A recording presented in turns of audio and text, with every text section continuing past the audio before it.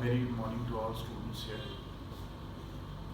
Today, our last topic of the chapter, poverty, is explain the elevation programs in poverty.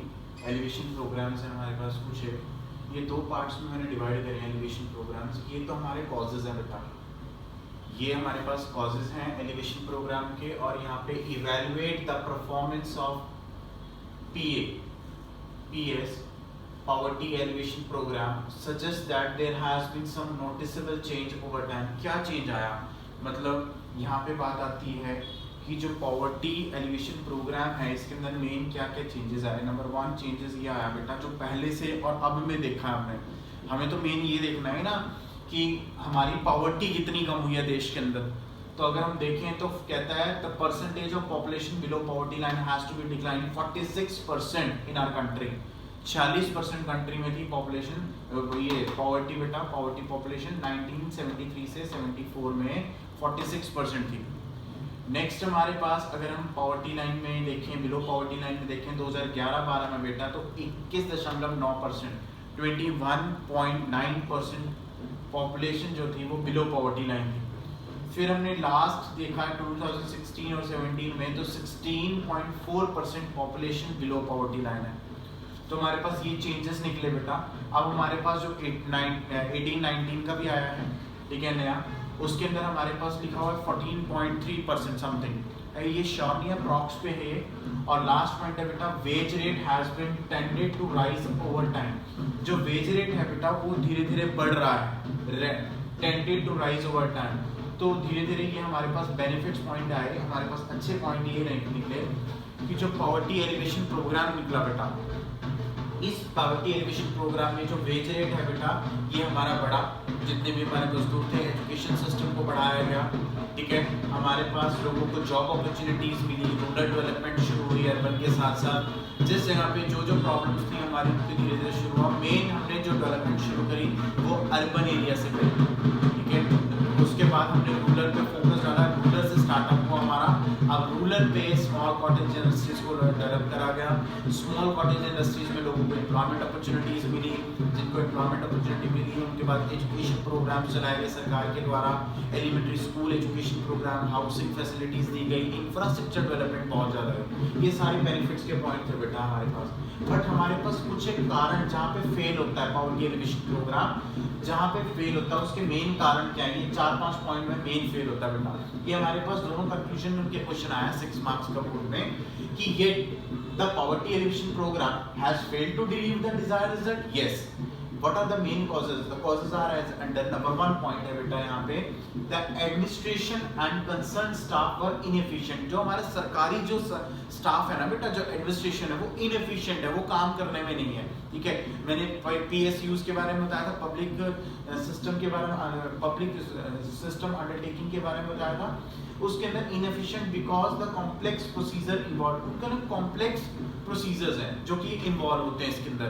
Complex procedure में कि ये चाहते हैं, ये लोग कहते हैं कि रूरल में अगर डेवलपमेंट करोगे तो लोग एजुकेटेड नहीं है, यहाँ पे डेवलपमेंट शुरू नहीं हो सकती. तो मतलब कॉम्प्लेक्स चीज़ों को लेके जो सरकार है इस तरीके से चलती है. तो एडमिनिस्ट्रेशन यहाँ पे बहुत स्लो है, बहुत वीक है, इनएफिशिएंट है वहाँ का स्टाफ, ठीक है. ये ड्रॉबैक है बेटा जब हमने इस रिसर्च करा. सेकेंड पॉइंट आता है जहाँ पे एलिवेशन प्रोग्राम गरीबी को हटाने के लिए हमें कुछ अच्छा करना चाहिए था. तो सेकेंड पॉइंट यहाँ पे क्या आता है, जहाँ पे रोक लगी, those in charge of programme favoured the education, जो फेवर करते थे एजुकेशन को, rich and resourceful person are against poor. जो रिसोर्सफुल पर्सन थे ना वो अगेंस्ट थे. वही लोग ये कहते थे कि अगर हमने वहाँ पे गाँव में डेवलपमेंट कर दी तो शहर में कैसे पहुँचेंगे मजदूर. फॉर एग्जाम्पल कोई हाउसिंग कंस्ट्रक्शंस के अंदर हमें वेज रेट पे बुलाने पड़ते थे, एजुकेशन कंसल्टेंट्स को. तो इस तरीके से बेटा यहाँ पे पॉइंट ये बोल रहा है कि in charge of programme favoured the educated, वो एजुकेटेड को फेवर करते थे, सिर्फ एजुकेटेड को. Rich and resource person against the poor, ये रिच जो रिसोर्स पर्सन थे ये अगेंस्ट थे बेटा पुअर की. ये ड्रॉबैक है हमारे पास, सिर्फ हमारे पास एजुकेटेड बंदों को ही हमारे पास वैल्यू दी जाती थी, ये ड्रॉबैक है. थर्ड पॉइंट आता है बेटा रिमोट एरियाज. रिमोट एरियाज बोलते हैं बड़ा की एरियाज, जैसे कि फॉर एग्जांपल हमारे पास गांव होते हैं ना जहाँ पे कोई डेवलपमेंट नहीं है, वहाँ पे remote areas and poor household located in the interior of village were neglected, कि जहाँ पे पुअर लोग रह रहे हैं, जो विलेजेस हैं वहाँ पे निग्लेक्ट करा जा रहा है. ठीक है, उन लोगों को बढ़ावा देने के बजाय उनको निगलेक्ट में कराया जा रहा है, उन लोगों की बातों को नहीं सुना जा रहा, उन लोगों की प्रॉब्लम्स जो एजुकेशन नहीं है वहाँ पे उसके ऊपर और फोकस ही नहीं डाला जा रहा। हमने पूरे पॉवर्टी वाले चैप्टर में एक ही चीज़ पढ़ी कि अगर हम इसको क्वालिटी ऑफ लाइफ पुअर की इंप्रूव करना चाहते हैं तो हमें रूरल एरिया से डेवलपमेंट शुरू करना पड़ेगा। फोर्थ पॉइंट आता है बेटा, institutions they were needed to provide facility like credit, marketing etcetera were not very supportive. Institutions की हमारी बात चल रही है, वो एजुकेशन इंस्टीट्यूशंस की बात नहीं है, हमारे पास स्कूल कॉलेजेस की यूनिवर्सिटीज की बात नहीं है, institution related to financial institutions की बात चल रही है, लाइक बैंक्स की बात चल रही है।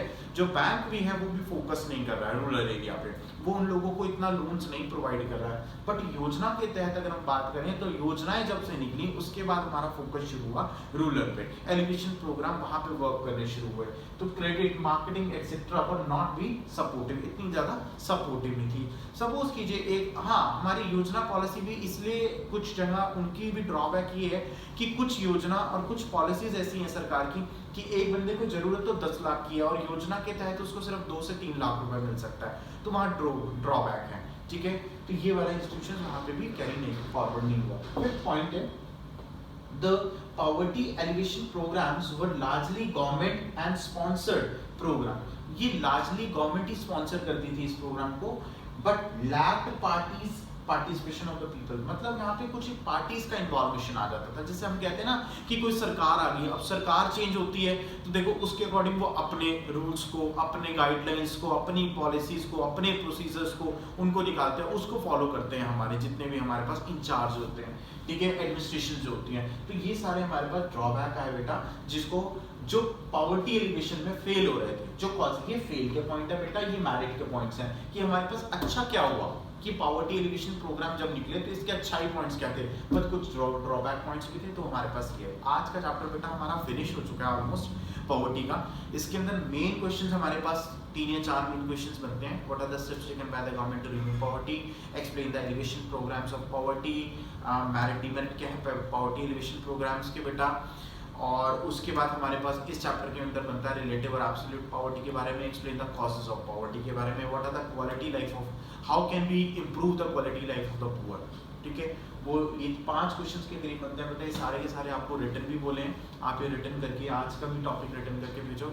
मोस्ट ऑफ द स्टूडेंट्स बहुत अच्छा कर रहे हैं, रिटन करके भेज रहे हैं मेरे को काम, बट कुछ बच्चे जो नहीं लिख के भेज रहे बेटा, आप लिख के भेजो मेरे को और लर्निंग करो इस टॉपिक्स को। ये आज नया लास्ट चैप्टर है, इसके MCQs आपका होमवर्क ये है जो मैं आपको भेजूंगा, इसके MCQs इस चैप्टर के, इसकी बैक एक्सरसाइज की असाइनमेंट, ठीक है, ये आपको करके भेजनी है। जो मैंने कल आपको असाइनमेंट भेजी थी वो असाइनमेंट मेरे को कंप्लीट चाहिए, ठीक है। Okay, thank you so much for today's class.